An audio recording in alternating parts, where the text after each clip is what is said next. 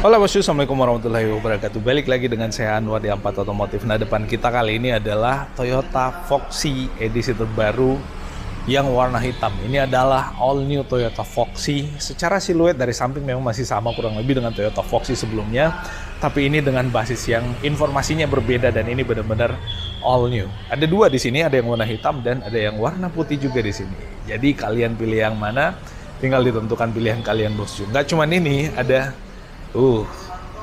Toyota Fortuner GR 2800. Bakal kita bahas juga yang itu. So buat kalian yang baru ketemu dengan channel kita, jangan lupa di pojokan sebelah kanan bawah ada tombol subscribe, gambar jempol ke atas, dan video ini dibagikan kemana-mana melalui media sosial kalian, karena ada banyak lagi mobil-mobil di sini yang bakal kita tunjukkan ke kalian dan bakal kita ulas, termasuk akan kita informasikan harganya. Siapa tahu di antara mobil yang ada di sini ada yang kepincut atau ada yang selama ini kalian paling cari-cari, termasuk si Hummer H3 yang ada di bagian belakang sini warna merah. Masih ada bosku, ada BMW X5. Balik lagi ke Toyota Foxy.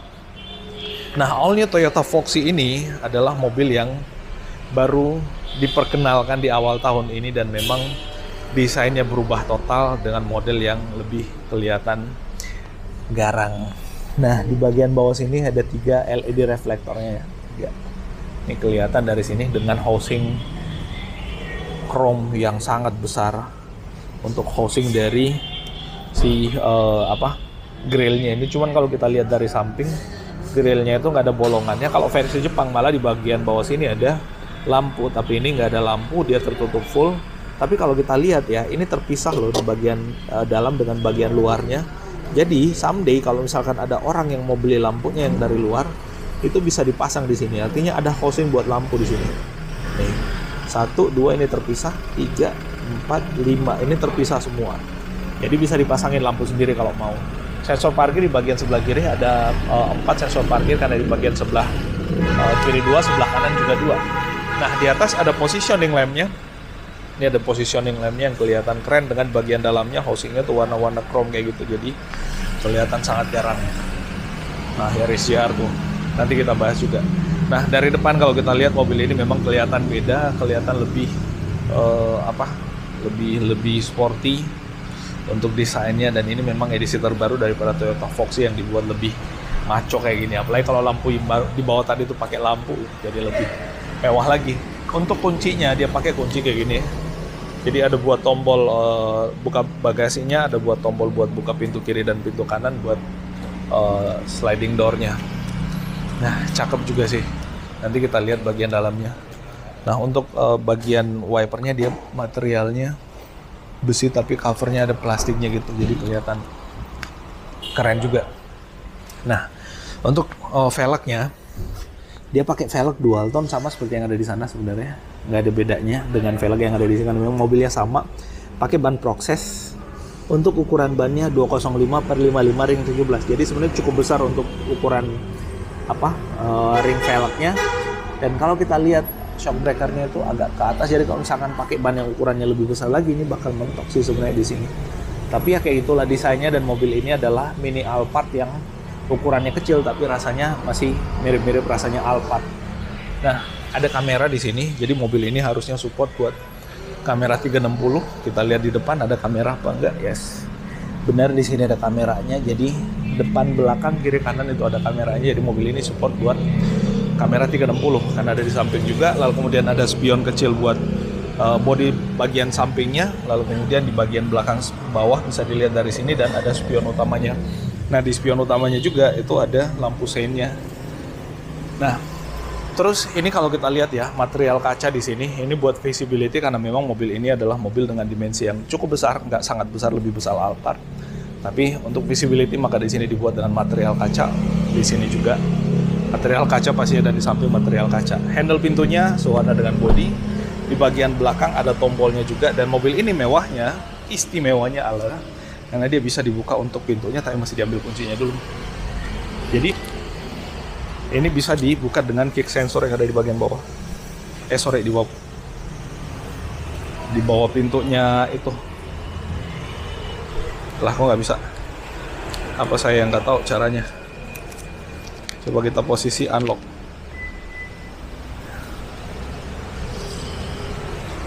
Nggak bisa. Bisa. Nah, kayak gitu. Jadi dengan kick sensor itu bisa membuka pintunya. Terus cara kedua adalah dengan tombol yang ada di sini sepertinya. Nggak bisa. Mesti ditahan dikit ya. Jadi dia menutup lagi. Nah, selain itu ada di remote-nya juga untuk buka pintunya. Ini nggak tahu yang mana yang kiri, ini kali ya.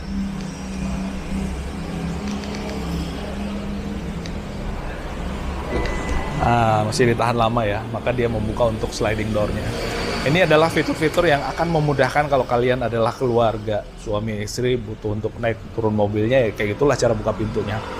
Dan untuk menutupnya bisa dengan menekan tombolnya lagi, cukup ditahan maka dia akan ketutup kembali seperti semula.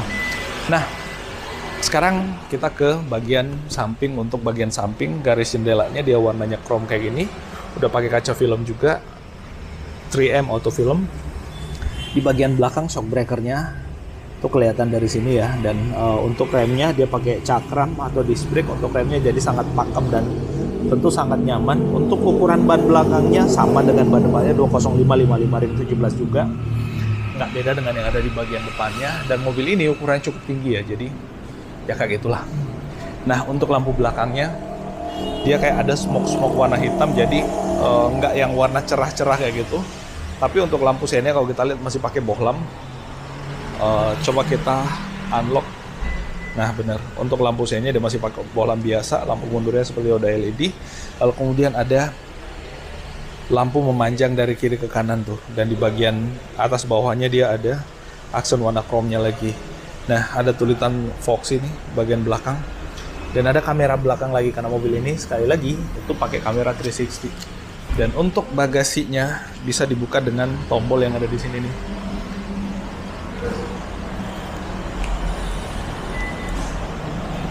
Kok nggak bisa?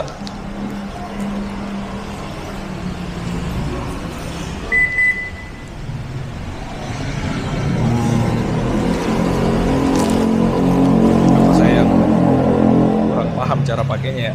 Coba lagi. Atau kita unlock dulu, terus kita nggak bisa. Unlock dulu baru tekan lama ternyata. Nah, ini lampunya sangat panjang ya bukaannya. Dan kalau kita lihat mobil ini karena dia adalah MPV, jadi legroomnya nggak usah ditanya. Orang setinggi 210 meter pun nggak bakal mentok kepalanya di sini, karena basis bawahnya itu, bodi bawahnya sangat rendah. Kita bisa duduk dengan nyaman di sini. Wah, sangat nyaman untuk duduk di sini. Ini sangat rendah untuk bagian bawahnya. Nggak begitu effort buat kita ngangkat barang pada saat kita menaik turunkan barang. Dan uniknya untuk joknya ini, kalau diturunkan itu dia model yang nggak pakai gantung lagi. Kalau jadulnya Toyota kan pakai yang gantung. Ini kalau misalkan joknya turun kayak gini, dipakai ya, lalu kemudian di belakang nggak ada yang duduk, orang di belakang tuh kosong maksudnya, maka ini tinggal ditarik bagian sininya. Nah, dia akan naik ke atas dan ini akan mengunci di bagian bawah sini, ada locknya tuh.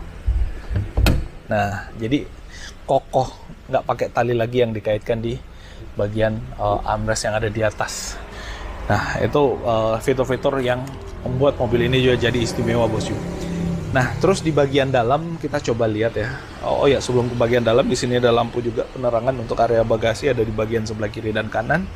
Ada USB slot juga di sini buat orang yang duduk di sebelah kiri pada saat sebelah kanan dan sebelah kiri pada saat butuh charger, dia nggak perlu berebutan dengan orang-orang yang ada di depannya karena sudah disiapkan tempat buat charging juga. Dan untuk pintu bagian tengahnya, nah bisa dibuka dengan cara ditarik juga kayak gitu. Joknya dia materialnya fabric, belum yang pakai kulit bosku, tapi ini juga dengan keempukan yang cukup oke juga.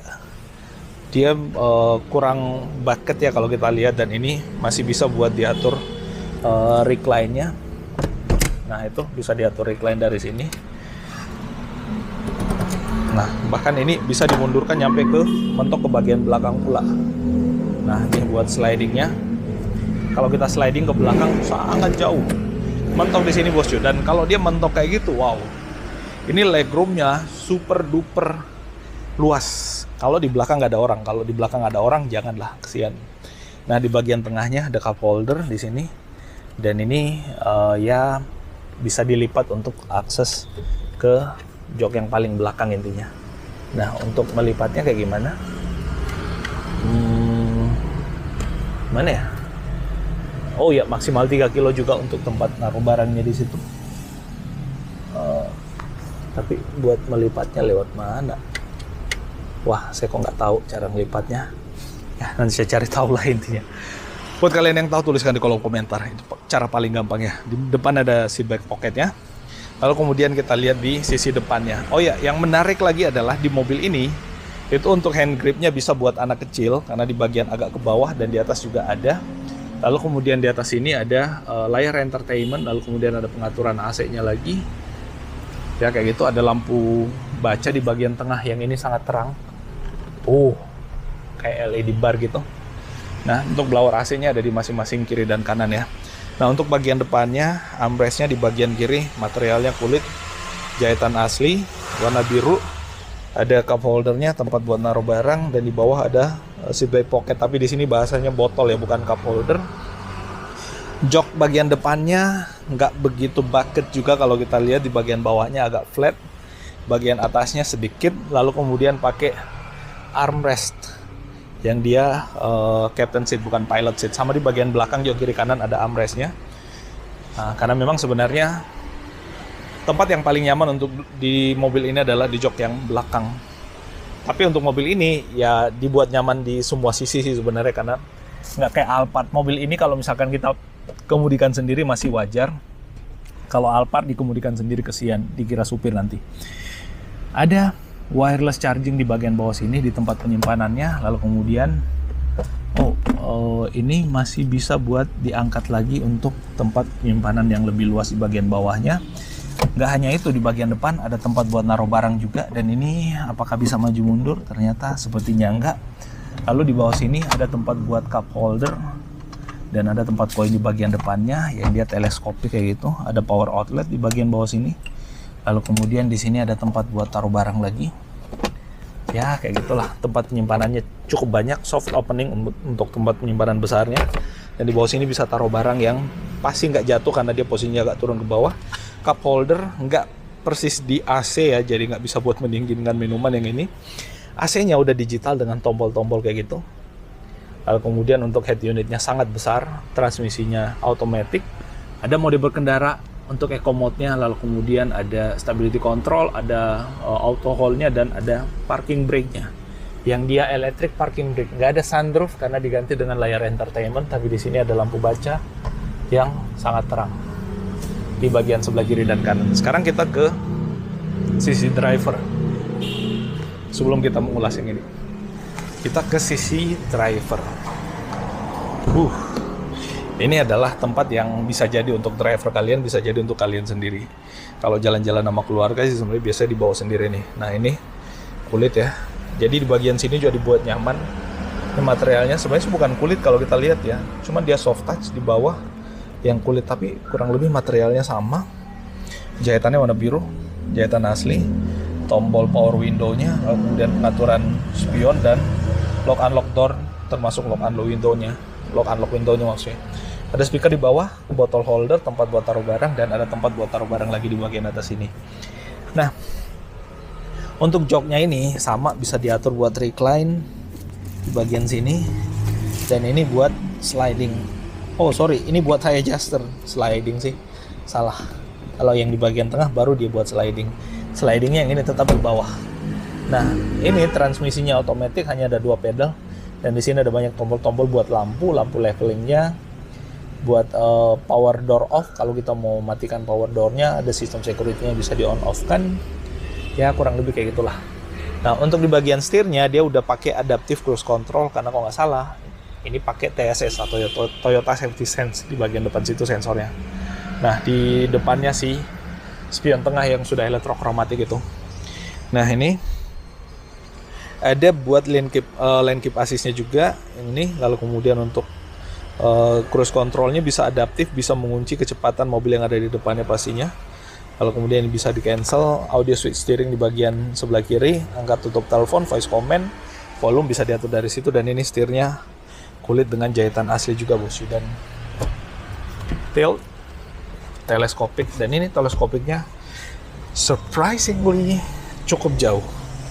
Jadi bisa dengan postur apa saja untuk menjadi supir daripada mobil ini. Ada aparnya juga di bawah sebagai bagian dari penjualan mobilnya yang ya disatukan atau terintegrasi dengan penjualan mobilnya. Nah, ini nanti kita pakai yang remote aja. Sebenarnya sih bisa dilipat manual kayak gitu, nggak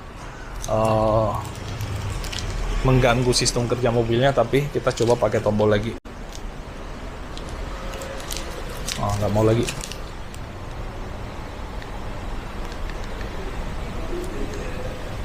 Sepertinya harus ketutup semua yang lain.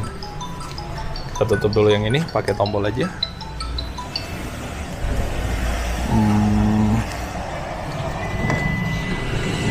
Pakai cara biasa aja. Ini kita tutup biasa. Terus yang di belakang, coba kita pakai tombol. Nggak bisa.